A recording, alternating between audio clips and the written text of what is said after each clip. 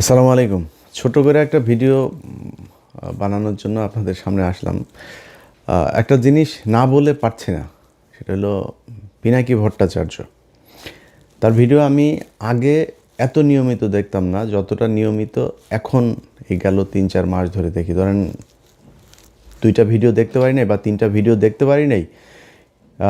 ১ সপ্তাহ পরে যায় ৩টা ভিডিও একসাথে দেখে নিচ্ছি। এইভাবে দেখি আমি গেল কয়েক মাস ধরে। আমি তার এত ফ্যান কখনো ছিলাম না যতটা ফ্যান এই মুহূর্তে। তো কেন দেখি এখন? ধরেন আওয়ামী লীগ সরকার ক্ষমতায় ছিল, তখন হিন্দুরা যখন ব্যাপক সুযোগ সুবিধা নিত, পিনাকি ভট্টাচার্য দেশ ছাড়ল। তারপরে ফ্রান্সে আসার পরে ধারাবাহিকভাবে এই পুরো আওয়ামী লীগের সময়টা সে আওয়ামী লীগের বিরুদ্ধে কথা বলেছে, ভারতের বিরুদ্ধে কথা বলেছে, ভারতের পণ্য বয়কটের পক্ষে কাজ করেছে। এরপরে ক্ষমতা থেকে গেল, যাওয়ার পরে ইউনূস আসলো। ইউনূস আসার পরে কিন্তু আমাদের অনেক সুযোগ ছিল সরকারের সাথে মিলেমিশে, হ্যাঁ, পদে টদেও বসা যাইতো। বসে তারপরে আমরা ধান্দাবাজি করতে পারতাম। অনেক লোকজন সেই ধান্দাবাজিতে শুরু করেছেন, অনেক ছাত্র নেতারাও এই ধান্দাবাজি করেছেন। আজকে যারা এই যে মার খেলেন, এই ব্যক্তিরা কয়দিন আগে এনারা হাদি যখন মারা গেল তার পর বলেছিলাম যে বিপ্লবের যেটুক বাকি আছে হাদির লাশ কবরে যাওয়ার আগে সেটা করতে হবে। ওনারা তখন প্রথম আলো ডেইলি স্টারের অফিসে যায় সুশীল সাজলেন। এই যে জাবেরকে গুলি করা হয়েছে, তিনি ওই হাদির জানাজার সময় বক্তব্য দিয়েছেন, এটাকে কেন্দ্র করে যেন কোনো ধরনের মব সৃষ্টি করার না করা হয়, মব বানানোর চেষ্টা করেছেন এইটারে। ভাই, বাংলাদেশে এই ইন্ডিয়ার আপনার শাখা অফিস হলো গিয়া প্রথম আলো ডেইলি স্টার।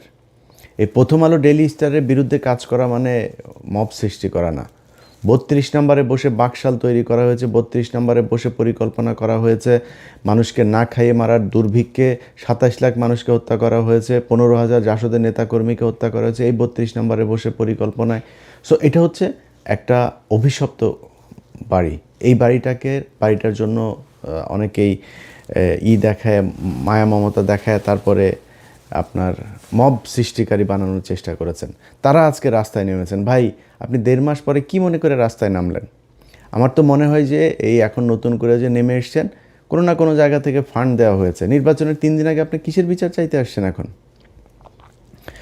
৭ দিন নাই এই সরকার ক্ষমতায়, তাদের কাছে আপনি বিচারের জন্য এখন এসে নামলেন। এটার পিছনে একটা উদ্দেশ্য আছে। আমি সরকারের কাছ থেকে, পুলিশের কাছ থেকে যেটা শুনেছি, আওয়ামী লীগের লোকজন তাদেরকে টাকা পয়সা দিয়েছে এখানে কিছু নেতাকে দিয়া, তারপর তাদেরকে বসাইছে এখানে গ্যাঞ্জাম করার জন্য। তো এখন আপনি কিসের বিচার? হঠাৎ করে আইসা বিচার চাচ্ছেন? হাদির বিচার এই দেশে হবে না, হাদির খুনিও হবে না। আমি জানি না, যদি নাকি সামনে নির্বাচনী সরকারের পরের সরকার কে আসে সেটার উপরে একটা ক্ষীণ আশা আছে। এই মুহূর্তে আর এটারে নিয়ে কোনো কথাবার্তা বলে লাভ নেই। তো তারা করেছেন, বিশাল আকারের সুশীল সাজার চেষ্টা করেছেন। প্রথম আলো ডেইলি স্টারের সামনে গিয়া সাদা পাঞ্জাবি পরে তারপরে ভাষণ দিয়েছেন। তো এগুলো তারা করেছেন। তারা হাড়ে হাড়ে টের পাবে প্রথম আলো ডেইলি স্টার কী জিনিস, উদীচী কী জিনিস, ছায়ানট কী জিনিস, প্রশিকা কী জিনিস। ওই উত্তরাতে একটা স্কুল আছে ডিপিএস, এই ডিপিএস এই টাইপের কিছু স্কুল, ইন্দিরা কালচারাল সেন্টার, এরকম কিছু জিনিস আছে উত্তরার। এই ডিপিএস দিল্লি আপনার পাবলিক স্কুল, এই স্কুলের ভেতরে যাদের সন্তানরা পড়ে, কোনো মুসলমান এই স্কুলে পড়তে দিয়েন না। এটা পুরো একটা রয়ের আড্ডাখানা। সেখানে ওইখানকার যেসব শিক্ষকরা আছে, এই শিক্ষকদের অনেকের বাড়িতে আপনার করা হয়, কি বলে, বৈঠক হয়। সেনাবাহিনীর লোকজন, ভারতীয় হাই কমিশনার, তারা গিয়ে তারপরে বৈঠক করেন। তো এগুলো হচ্ছে এখন এই টাইপের এই প্রতিষ্ঠানগুলোকে বাংলাদেশে রাখা যাবে না। এগুলোকে রেখে বাংলাদেশের স্বাধীনতা, সার্বভৌমত্ব আপনি টিকায় রাখবেন, এটা খুব কষ্টকর হবে। যেই কারণে এগুলোর বিরুদ্ধে ব্যবস্থা নিতে হবে। আমরা ১.৫ বছর অপেক্ষা করেছি। প্রথম আলোর এই টিপু সুলতান, মতিয়ার, এই সন্তোষ শর্মা কালবেলার, তারপরে প্রথম আলোতে আরও আছে মহিউদ্দিন, তারপর ওই যে গিয়েছে, এখন এফপিতে গিয়েছে আপনার সাবিহা, এই যে আপনার শফিক, আপনার তত্ত্বাবধায়ক সরকারের যেই শফিক, এরা সব সিন্ডিকেট। এরা এই আপনার বানানোর, ইদানিং আবার বিবিসি বাংলা তাদের সাথে যুক্ত হয়েছে। এই সিন্ডিকেট মিলে বাংলাদেশকে জঙ্গি রাষ্ট্র বানানোর জন্য আপনার আবার নতুন করে পায়তারা করছে। তো তাদেরকে আপনার বন্ধ করতে হবে, তো আপনি করেন নাই, না করে তারপরে রাষ্ট্র পরিচালনা করবেন, সুন্দর করে আপনার চালাবেন, এটা মনে করার কোনো কারণ নাই। যাই হোক, এখন ধরেন আমি আর পিনাকি দাদা, আমরা দুজন এই সরকারের শুরু থেকেই এখন পর্যন্ত আমরা একটা জায়গায় স্থির থেকেছি যে আওয়ামী লীগের ব্যাপারে জিরো টলারেন্স দেখাইতে হবে। এইখানে কোনো নমনীয়তা চলবে না। চুরি করেন, বাটপারি করেন, যা করেন ইচ্ছা করেন। ও মা, হত্যা মামলার আসামিরা উপদেষ্টাদের সাথে যায় বৈঠক করে। তো আমি আমার এই জার্নিতে আমি পিনাকি দাদাকে সব সময় পাশে পেয়েছি। তিনি এই মুহূর্তে আমি মানে খুবই হতাশা নিয়ে আপনার মানে চুপচাপ বসে আছি। অনেক কিছু দেখেও না দেখার ভান করে অনেকে অনেক কিছু পাঠায়, ভাই আমি এটা নিয়ে আর এত মাথা ব্যথার কিছু, মন চাইলে একটু কথাবার্তা বলি, ওই কথা বলি। তো এগুলির বাইরে নতুন করে আর খুব বেশি কিছুতে যাইতে চাইতেছি না। কিন্তু যেই কাজটা আমার করতে হইতো, আমার পুরো কাজ দাদা করে ফেলছেন। সো যেই কারণে যারা দাদার ভিডিও দেখেন, আমার সাবস্ক্রাইবার যারা আছেন, দুইটা মানে আমাদের তো কমন আপনার ওনার আমার ইউটিউবে সাবস্ক্রাইবারও প্রায় সমান সমান। সো ওনার ভিডিও যারা দেখেন, আমার ভিডিও তারা দেখেন, আমার ভিডিও যারা দেখেন, ওনার ভিডিও তারা দেখেন। আমার সাবস্ক্রাইবার যা আছে সবাইরে বললাম আপনারা ওইখানে চলে যান, ওইখানে গিয়ে দাদার ভিডিও দেখেন। দাদার কথাবার্তা যেটা, ওইটা মনে করবেন আমার ভাষা। উনি আমি যা বলতে চাই, আমার কথাগুলি উনি কেমন যেন বলে দেয়। আমি গত 3-4 মাসে বিচার করে আমি বিগ ফ্যান হয়ে গিয়েছি তার। মানে আমার অনেক কথা আছে যে কথাগুলি একদম হুবহু সেই কথাগুলো তার মুখ দিয়ে বের হচ্ছে। তো এই যে ভিডিওগুলো করছেন, এই ভিডিওগুলো করার কারণে তার বিরুদ্ধে এখন নতুন করে তাকে জামাতের আমির টামির, ধরেন আজ থেকে 6 মাস 1 বছর পরে আমারও অনেকের সাথে কথা হইলে তারপরে তারা বলতো যে ভাই উনি তো হিন্দু মানুষ, ওনার ব্যাপারে একটু সন্দেহ হয়।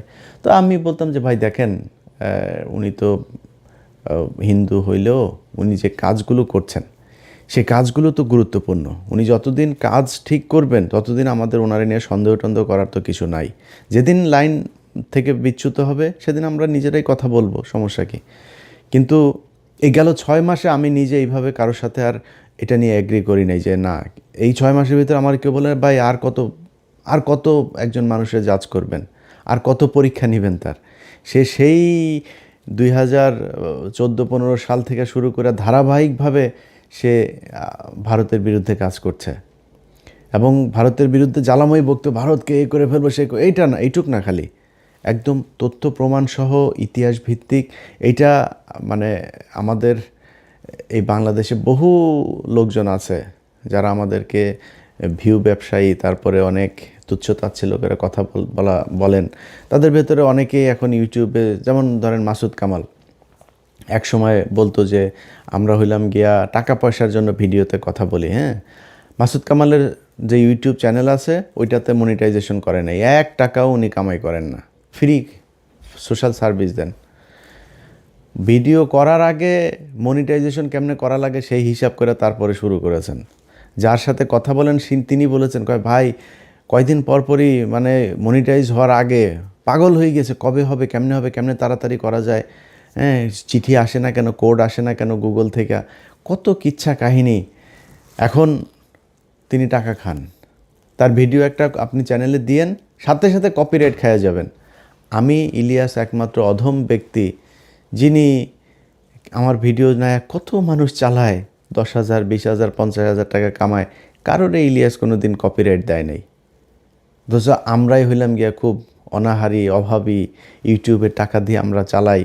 এই ইউটিউবের টাকা তো খাই, আমার ইউটিউবের টাকা আমি খাবো না তো আপনি খাবেন? কিন্তু যারা এতদিন ধরে টাকার ব্যাপারে খুব দেখাইতেন, আমাদের অচ্ছুত একটা ভাব নিয়ে কথাবার্তা বলতেন, তারা আজকে টাকা খান কেন? ইউটিউবের মনিটাইজেশন অন করেছেন কেন আপনারা? চ্যানেল করার আগে মনিটাইজেশন অন করার চেষ্টা করেন। তো ওনাদের কাছে খুব খারাপ লাগে পিনাকি এখন যেগুলো বলে। তো গত 6 মাস ধরে আমার কেউ এটা বললে তারা সরাসরি বলেছে যে ভাই এটা বন্ধ করেন।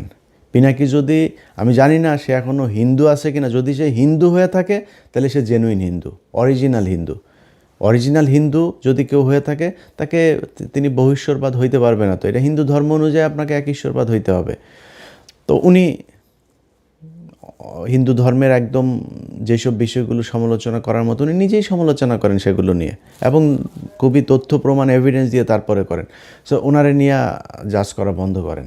উনি যা বলছেন এগুলো বলার কারণে বিএনপি ওনার বিরুদ্ধে এখন উঠে পড়ে লেগেছেন যে উনি হইল গিয়া দেশদ্রোহী, উনি পাকিস্তানের প্রেসিডেন্ট, জামাতের আমির। একই কথা আমারও বলে। আমি যদিও একটু যে বললাম না, আমি কিছুটা সুবিধাজনক জায়গায় আছে, আর ভাল লাগে না এই দেশের বিরুদ্ধে কথা বলতে, যে অনেক প্রভাবশালী সেনা প্রধান থেকে শুরু করে অনেক প্রভাবশালী মানুষের বিরুদ্ধে কথা বলেছে, ব্যক্তিগত শত্রু হয়েছে। লাভটা হয়েছে কি? 5 তারিখের পরে এই দেশ ঠিক হয় নাই। এই দেশ জীবনে কোনো দিন ঠিক হবে, মানে নিকট ভবিষ্যতে ঠিক হবে, এটা আমার মনে হয় না। যদি জামাত ক্ষমতায় আসে, একটা ক্ষীণ আলো মানুষের মাঝে আছে। যদি না আসে, সেই ক্ষেত্রে ভবিষ্যৎ অন্ধকার। তো এখন বিএনপির লোকজন সব ওনার বিরুদ্ধে লেগেছেন যে পিনাকি হইল গিয়া দেশদ্রোহী, পিনাকি তাদের বিরুদ্ধে জামাত ইসলামের টাকা পয়সা খেয়েটে। ভাই, পিনাকি কার কাছ থেকে টাকা খেয়েছেন ওই হিসাব আপনার নেওয়ার দরকার নাই। পিনাকি যেটা বলে সেটার কাউন্টার ন্যারেটিভ আপনার কাছে আছে। আপনার পক্ষে কাজ করে বিরিয়ানির দোকান থেকে টাকা খাওয়া মাল, তারপরে নানান ধরনের ডিজিএফআইয়ের ভাতাপ্রাপ্ত লোকজন, তারপরে আছে এরকম সব ধান্দাবাজগুলো একসাথে যা মিলেছে। এখন এইসব ধান্দাবাজ আপনি 2-4 কোটিও যদি নিয়ে পাশে ভিড়ান, তো এটারে দিয়া কি পিনাকি ইলিয়াসের কাউন্টার দেওয়া যাবে? গেল না কেন? আপনার পক্ষে কথা বলে না কেন? সেটা চিন্তা করেন। পিনাকি ইলিয়াস আপনার দলে থাকলে যারা বিরিয়ানির দোকানে টাকা খায় তাদের চাইতে উপরে থাকতে পারতো না? তো পিনাকি ইলিয়াস যায় নাই কেন আপনার দলে? সেটা চিন্তা করেন। আপনার কাছে টাকা চেয়েছিল, তো ফাঁস করে দেন। যদি টাকা চেয়ে থাকি, পিনাকিদা যদি টাকা চেয়ে থাকে, দেন দরবার করে থাকে, ফাঁস করে দেন, কোনো সমস্যা নেই।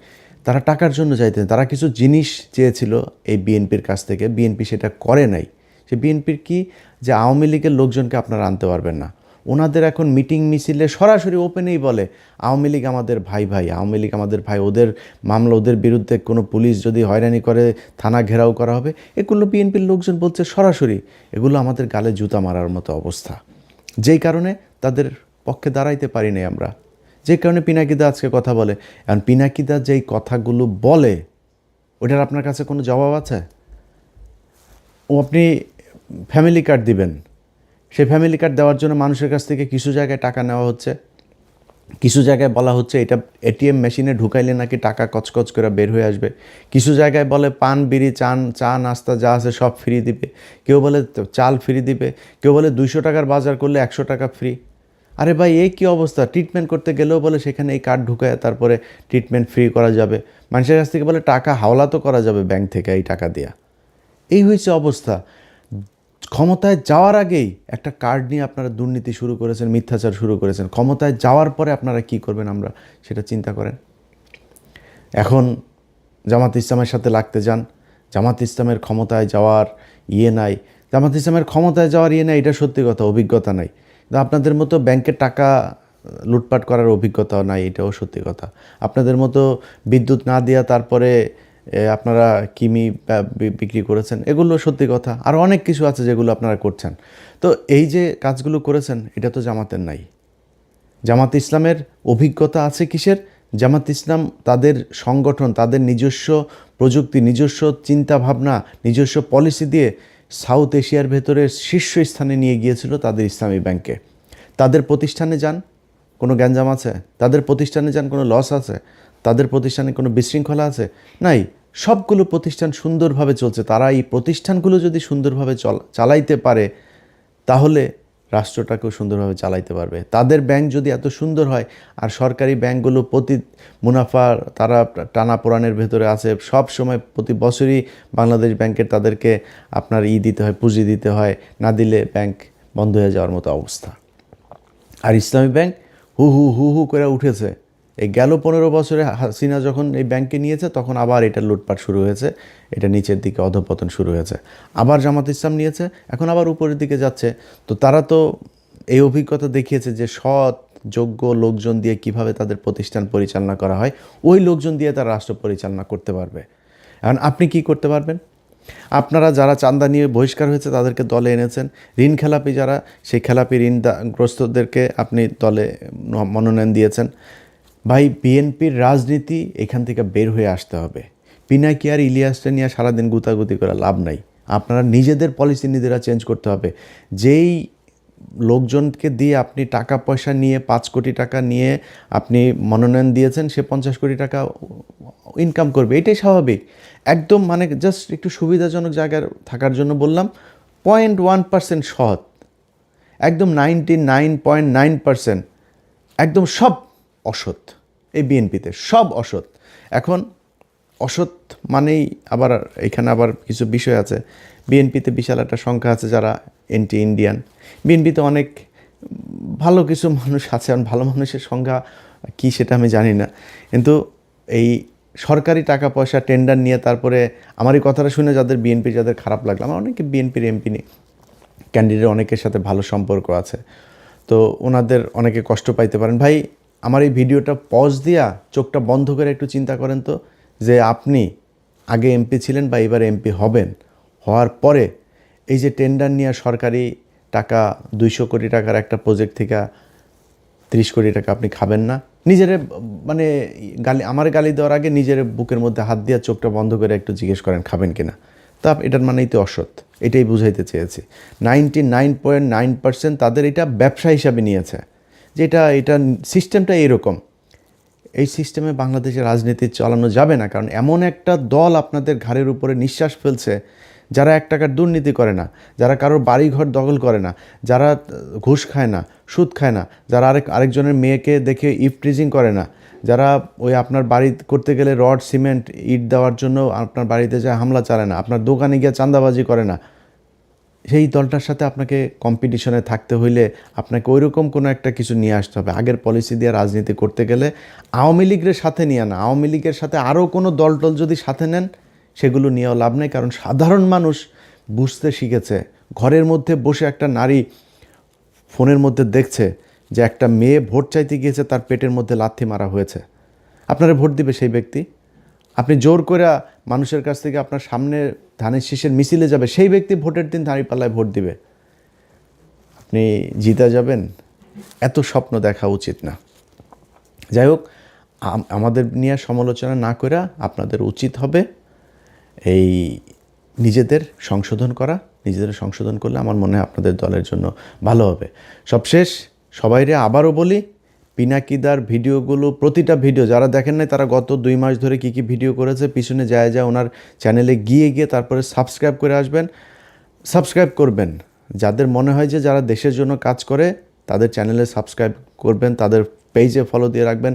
আশপাশের লোকজনকে নিয়ে ফোন দিয়া তারপরে দাদার চ্যানেলে বলবেন যে এই ফোনটা দেন, ওর চ্যানেলে ইউটিউবে ঢুইকা দাদার চ্যানেলটা খুঁজে বের করে সাবস্ক্রাইব করাই দিবেন।